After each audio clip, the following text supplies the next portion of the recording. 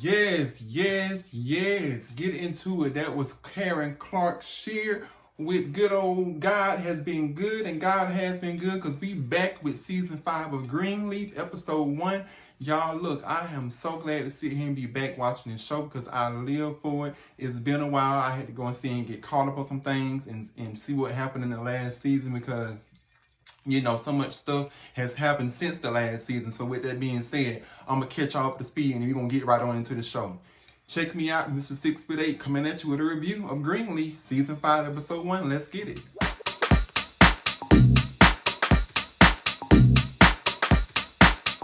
All right, y'all, so just a quick recap.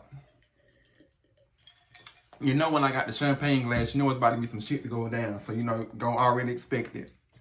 So, last season, before the season ended, we had Jacob pretty much telling Carissa ass to sit here and get the hell out the house to go find somewhere else to stay at after she done sit here and she done sit here and caught chlamydia from damn Fernando ass down there in the Delta, fooling around with them and ooh la lying on the couch and everything, spreading her oochie ooh la la wide and everything. But hey, I guess you can't sit here and turn a hoe into a house pipe, so that just is what it is.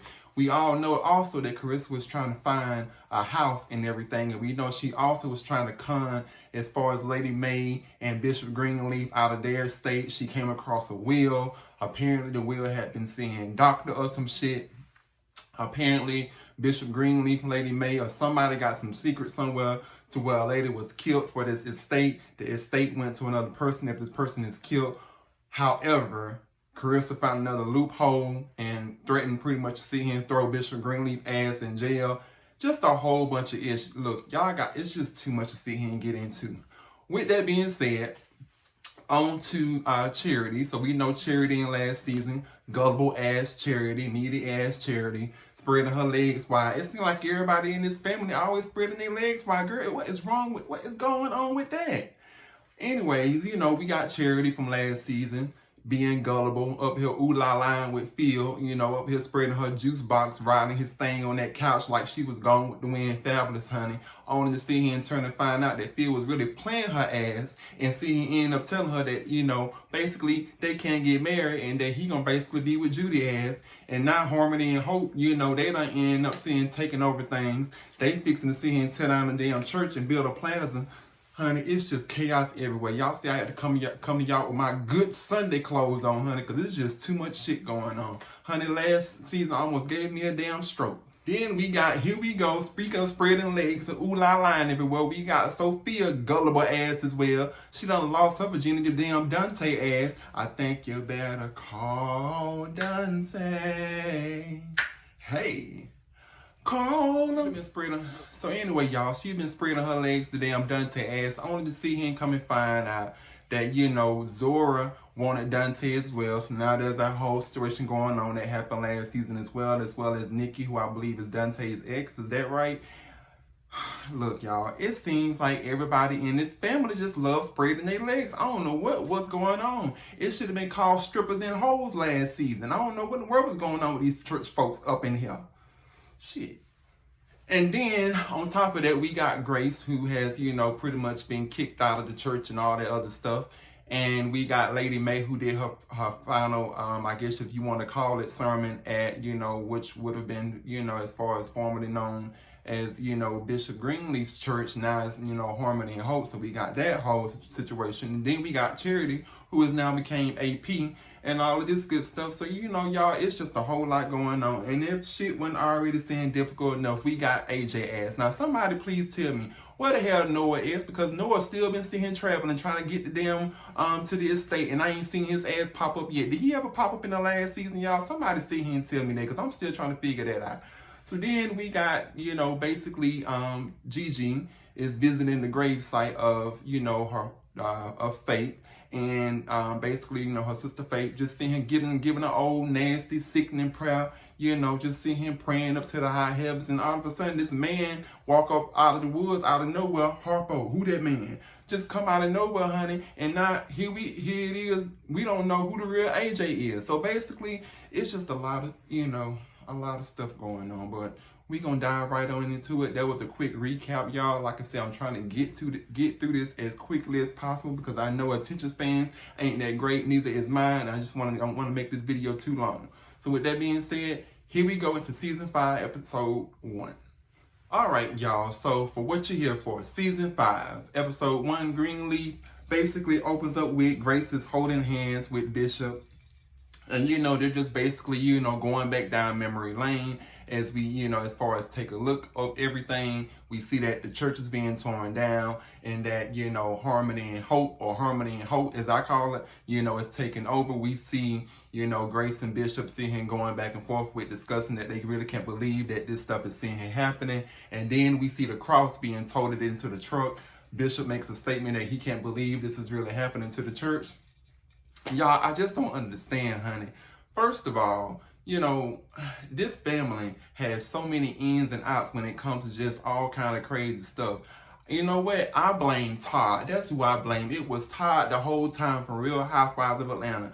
Bertha sit here and told us it was Todd scheming ass to sit here and create that scheme to set us up and come to us with the bullshit. I blame Todd.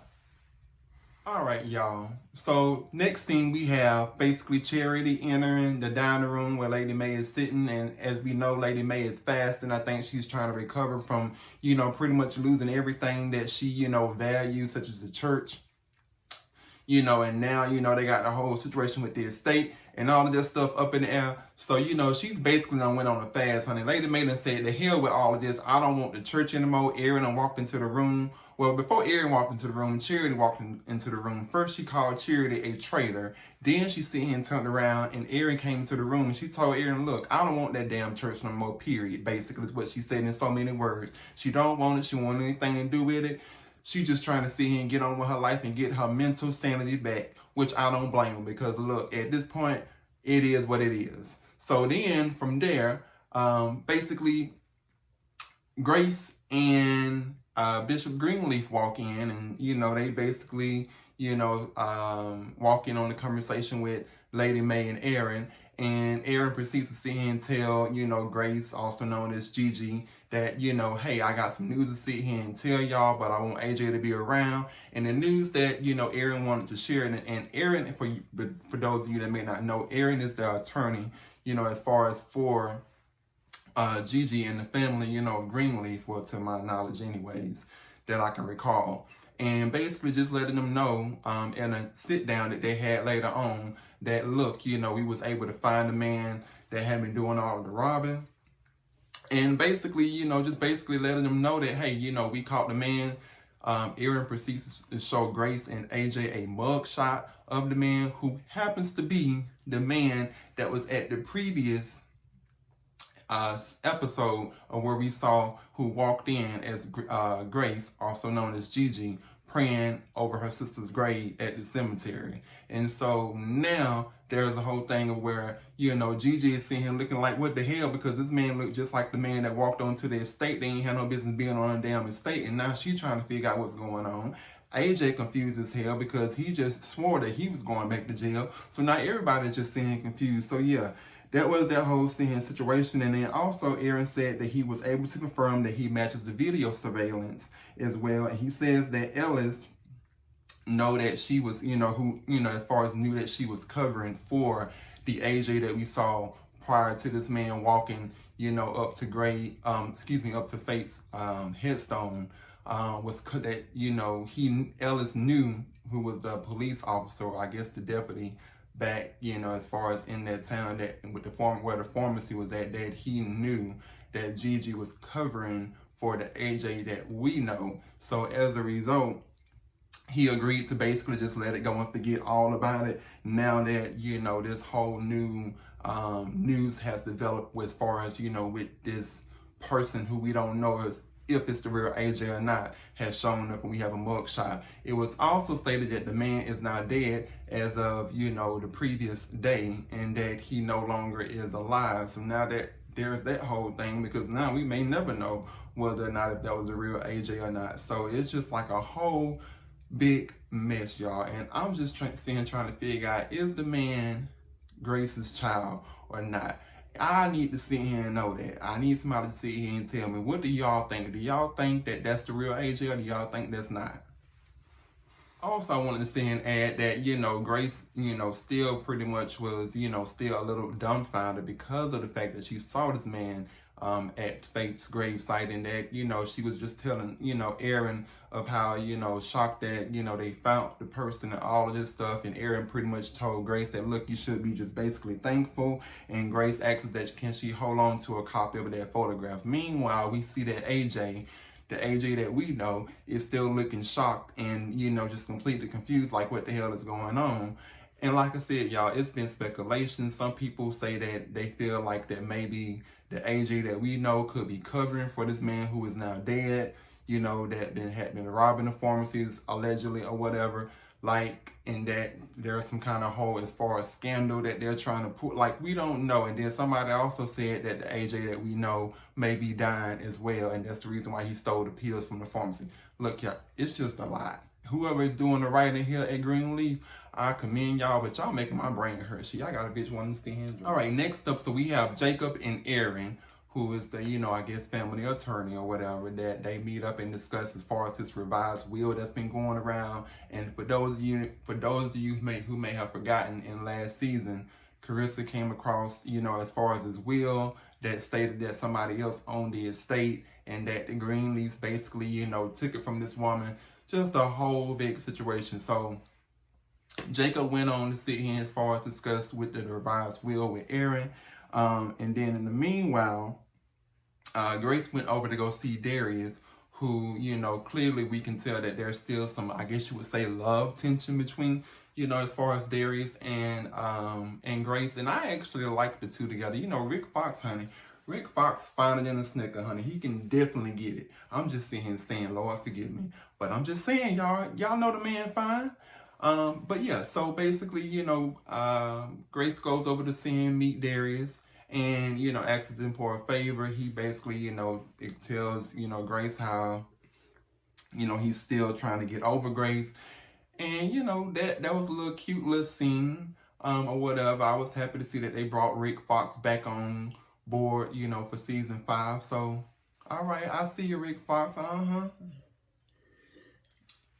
When you get tired of Grace, come holler at you. Come holler at your boy. All right, y'all. Meanwhile, also another thing to see, and while all of that was transpiring, we see that a phone call comes from what appears to be on Jacob's phone from Joyce Meyer, who was really Alexis answering the phone. So I had to go and do some digging because, like I said, it's been a while since I saw the last season. Alexis is apparently a former secretary or assistant, and it seems like that, Jacob may have had like an affair with this Alexis. And so as a result, Jacob makes a phone call to her. Jacob, pretty much wants to go and see her and discuss some things, which I'll get into in a second. Meanwhile, after that scene happened, there is a board meeting that occurred with Harmony and Ho, as I sit here and call it, because that's what it is at this point. And when no church involved, they just want to build a damn corporation or plaza. So I call it Harmony and Ho instead of Harmony and Ho. That's all. But a board meeting scene took place with some of the church members and board members, which Charity Phil was actually, as far as the head of. Charity come barging her damn wanna be married, wanna be, taken in a relationship ass, old gullible ass, old spreading her juice box wide open for Phil, walking in there trying to see him make him mad by, trying to sabotage as far as, I guess his meeting or whatever and take it over. And, basically, Charity makes it be known that she's not going out with a bang, and how she's ministering to the sheep in her flock. Now, y'all catch this shade. The thing that saying had me tickled is that Charity, as she was getting ready to see him make her exit, honey, she seen him and told Phil, she said that she's going to minister to the sheep in her flock until the white host comes to preach, until the white host comes to preach white Jesus, vanilla, and snowflakes, and walks off. Yes, Charity, get into it. Charity, look, let me tell y'all, Charity was like, I'm not here for the bullshit this season. I'm coming with the reason. I'm going to read your ass, Phil. I'm going to make you sit here and pay. Meanwhile, Charity, you still ain't on my good side yet, because while you was out here trying to sabotage your own damn family and truly being a traitor, as your mama sit here and called you, you was over there sitting here spreading your legs up there, humping that man into the damn sofa, just riding his thing, honey, only for him to see and turn around and tell you that he's not marrying your ass, and now your ass want to get salty with him, talking about that you gonna sit here and minister to your flock while, you know, until the white host comes to sit here and preach to the white Jesus, snowflakes and vanilla and all this other ish, thinking that you just making him mad. But really, Charity, you still looking stupid, girl. That's your fault. How you gonna sit here and get mad for something that you sit here and caused in the first place? I'm just saying, shit got me hot out in the wrong places. Charity basically said, I was your lover in your secretary, working every day of the week. But there's a problem, no one else was there, helping you get on your feet. 11 years I sacrificed. Charity say she not gonna cry, she not gonna cry, she not gonna hop on feel lies. All right, y'all, so the next thing here, let me take a little sip, honey, now, because Charity done seen and got my pressure down up. So the next thing we have is that Jacob arrives to his former mistress' house, who is Bishop's former secretary, as I researched it. And she basically, you know, Jacob walks in, he see toys and shit lying all around the house, trying to figure out what the hell going on. You see the clocks turning in his head, trying to see him figure out and put two and two together. And he basically came to the house because he's trying to get a hold of papers from, you know, I guess that Mac had or whatever, or previously, you know, may have had, you know, back in the previous seasons or whatever. And so the mistress pretty much sit here, and the mistress name is Alexis, y'all. The mistress pretty much sit here and has an attitude with Jacob out the gate. Clearly, you can tell that there's some other kind of, you know, as far as backstory to that, the reason why she's so mad with him still, because ain't no female gonna give you that much, you know, as far as strife and give you that much hell, but they ain't got no reason to see him be mad at your ass. So it's something that you did, Jacob, but we gonna clearly find out. And clearly what it was is that according to, as far as the foreshadowing that led up to it, that child that was in there, what you saw them toys, may be your child. So as we know, Alexis pretty much let Jacob ass have it. And then from there, Alexis pretty much was, you know, as far as told Jacob to get lost. But then she turned around and led him to say that there was a storage locker that, you know, Matt kept or had in it. The papers that he's looking for may be in the storage locker. Meanwhile, we come to sit here and find out to where Jacob pretty much just came out flat out and asked the question to Alexis, is the child his? And she basically said that, you know, even if it was, she basically sit here and told him that even if the child was his, she would not sit here and keep it. Basically is what she said in a nutshell. Now damn, she chewed your ass out on that one. Like, she didn't spare you no mercy. She basically told your ass that even if she had a child by you, that she would sit here and still abort his ass, abort her ass, and not sit here and keep the damn baby. Now, you know that's the low of low. She a old prime time backdoor Betty Crocker hoe. She one of them damn mistress that you used to hear back in them damn songs back when Betty Wright and, you know, them old other artists used to sit here and sing about, and Shirley Murdoch. She one of them damn mistress, honey. Honey, she was not sitting here letting Jacob ass get a pass at all. She was basically letting his ass have it. But I bet one thing, if he dropped them pants, she'd be on that table again, busting it wide and spreading it wide open. How much you want to bet? All right, y'all. So in the next scene, we see that Grace and AJ have a talk. And basically, you know, you can tell that AJ is scared. And Grace is just basically reassuring him that he's not going back to jail and that no one knows who this person that got killed is. And, you know, just basically, you know, giving... Honey, I thought that was Jesus coming back from my ass. I had to see him stop for a second. Hold on, y'all. See, my mama always told me, don't be talking about the dead, because then you start seeing stuff happen and start seeing stuff happen around your house. But anyways, as I was saying, AJ and Grace are having a conversation. AJ is a little scared. I think he has also some guilt because where he's sitting thinking about, as far as should he have turned himself in, especially now that a man is dead as a result of all of this stuff that happened because of him coming into town. I feel like that he feels like a little guilt there in his heart. And so basically, Grace is just trying to reassure him that everything is going to be fine. Meanwhile, there's a dead man once again, as we know, that is accused of a crime that he didn't commit, which is the crime of or maybe he did. Like, look, I don't know. I'm still trying to figure out whether AJ did the robbery or whether this guy did it. I honestly don't know, y'all. I've been seeing so many speculations about it. I don't know what to believe because there's so many twists and turns. You'll never know how the story could sit here and go nowadays. But Grace actually proposes to say, hey, okay, AJ, let's go out with Sophia and just have a night out and try to be one big happy family. AJ agrees. Grace actually leaves the room and AJ packs a bag. You see him packing a bag and he has his fear in his eyes, which we'll come to see at the end of the episode what the fear was all about.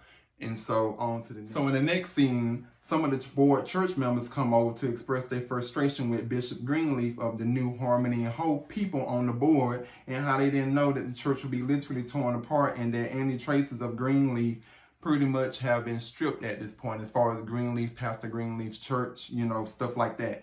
So basically there's a discussion of taking the church back. And, from the Whitmores, and Bishop wants to see him pray. And I'm saying, looking like Bishop praying is not going to see him get you out of the situation that's going on right now. It's going to take more than a prayer, especially when everybody in your household been seeing him busting it wide and spreading it wide, busting it wide open like Freaknik back in 1995. I'm going to need for you to sit here and get your crew together first before you be seeing talking about let's pray. Prayer is not going to sit here and fix the situation that you're in. I'm going to need for you to do a little bit more than praying, honey. Maybe sit here and do a little drinking and then think about what you're going to sit here and do. But praying ain't going to work right now. I'm just going to sit here and be honest. All right, y'all. So next we see that Jacob finally finds a storage that, Alexis was talking about. There's a 2-year contract on it, which, he extends for another 6 months in order to see him allow himself time enough to dig through all of the boxes that was in there to try to find some kind of proof or something that would help him out. Meanwhile, Darius calls Grace expressing that he knows the Whitmore's agenda for harmony and hope. Meanwhile, after that, Sophia asks y'all, now I don't know if I spoke on it earlier, but Sophia asked, well actually I did because I mentioned about her ass had been gullible and spreading it wide too. So meanwhile, Sophia shows up at her boo's house, which I believe is Dante, and he sees, Dante, the girl that he had been messing with, in the background. She looked like she was concerned something was going on. He basically was saying, nah, it's not a good time. Sophia took off his usual running like a wounded bird. Child, look, I'm so over Sophia and I'm over Charity, honey. Always a wounded bird playing the victim of something. Always seeing going on. You can't, look, I'm gonna need for y'all to get together. I ain't gonna sit here and tell you no more. Get your shit together, okay? You don't need no man. Shit. But anyways, Sophia leaves the house and she realizes, she's been played this whole time. Meanwhile, Lady May is still praying and fasting, child. And, Bishop walks in, talks about how the members are seeing the light. And Lady May says that she can't do it no more. She just, flat out tells Bishop, look, she's tired. She cannot do this anymore. Bishop expresses building a new church legacy after seeing her stand strong on her own, where she, got up and preached the sermon and, was looking fierce than ever in the last season, as we saw. And then from there, afterwards, he stated that, let's go and get married as a new start to building our new church, as a kickoff to the new beginning. And he proposes to let's go get married down in the city hall, which is the reason why I'm all dressed up like I'm ready for a wedding. Because, honey, I want to be a part of the wedding too. Shit. All right, y'all. So next thing we see Phil taking down a picture of Charity in his home and looking at the pictures, reminiscing. I guess he probably reminiscing of that old good juice box that Charity done sent him and gave up and all that good stuff. And the doorbell rings, and what do you know? Here comes wounded bird Charity. Praise the Lord, God is good. She come waltzing in and she, pretty much throws the ring and say, here, take the ring back, and, says that, he's going to need it for when he takes Judy back, and Phil say he don't want it, and one thing led to another, and Phil finally admits the reason why he did it, and that, you know, he tells Charity that he would not have gotten a job if, you know, he didn't, you know, as far as ending up being with Judy. And so he pretty much tells Charity that he did this for himself, basically, as far as trying to get to where he wants to get to after being faithful to Bob Whitmore for all of the years that he's been faithful to. Little do he know that Bob is probably just playing his ass, and he probably won't never sit here and get the way he need to sit here and get to, or whatever, because he's too blind to sit here and see, and he's being led by somebody who pretty much is seeing double crossing him. So that's just that. Meanwhile, Jacob and Carissa is getting ready for the wedding, and they discuss the divorce or whatever. Look, I'm sick of it. I wish they'll go ahead and get a divorce. You know, the fact that Carissa asked and see him caught chlamydia, you know, Jacob wants no parts of it now. He's just trying to move on with his life. That's that. They get ready to see him get ready for the wedding. They go over to the wedding. And next up, we see Grace and Zoe get into it. You know, once they, you know, arrive to the estate, and everyone is preparing for a wedding between Bishop Greenleaf and Lady May. Grace pulls up and asks Sophia where is her brother. And Sophia pretty much says that, you know, she went upstairs and didn't see AJ up there. And so at this point, Grace is like looking like, okay, something is not right. Mother intuition, let me go and see him and check. She runs upstairs. Meanwhile, then in comes Charity, wounded bird ass. Praise the Lord, hallelujah. And we see the happiness on her face that she has the love and approval from her family, because she thought that, you know, she would not be invited to this wedding, but Bishop Greenleaf, her father, opens her with welcome arms. And so because of that, she's like, okay, you know, I may have seen him lost everything, but at least I'm AP now, and, you know, all of this stuff, and at least, you know, my dad, you know, seems like that we on good terms. So, you know, at this point, I guess for now, until we see in the next episode, she's happy. All right, y'all, so we at the end. So after all of this stuff is taking place, we see the family get into the car. They proceed to see him take off to the wedding, child. As I'm seeing, get ready to see him get in my car and take off to the wedding, because y'all thought I'm not about to miss this event. Honey, I'm gonna be up there drinking champagne, sitting on the sideline, waiting for a damn train wreck to sit here and happen too. What you seeing thought this was? And so we see Grace finally make it upstairs to AJ's room. She goes in there, she don't see AJ. Honey, something told her to go to the bathroom. She pulls on the door handle. The door handle is locked. She starts to bang on the mother.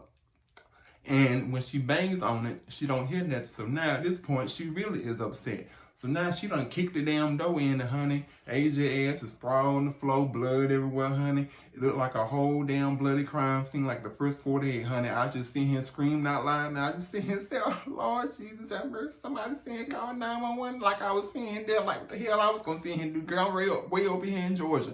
I ain't be able to see him help these folks. I don't know where these folks filming at. But look, needless to say, he was on the floor and bleeding out, and his eyes looked like they was open, and I honestly don't believe he made it, y'all. I think AJ is gone to be with Jesus, so let us go ahead and sit here and say a prayer and have a moment of silence. All right, amen. There you go. So, y'all, that's pretty much it with the interview. That's pretty much what took place. Well, not with the interview. Damn. Look, it's late. I need to take my ass to bed, honey. If you like this video, please be sure to like, share, and subscribe this video. Honey, I'm about to sit here and go and see if I can sit here and make the rest of this, make it in time for this wedding still, to see if it is, even if it's going to be a wedding at this point. Because at this point, I don't know what the hell going to see and happen. AJ ass is damn passed out on the floor. Lady May them is trying to head and make it into City Hall in time to see him get married, honey. The Whitmores out here is trying to go and sit here and take over everything for the 99 to 2000. So we don't know what's going to happen in the next episode. But just stay tuned, because I will be back with Season 5, Episode 2 review next Tuesday night. Catch me after the show starts. I will be doing a review probably around midnight, something like that. Until next time, my fun incisors, as I call my supporters, peace.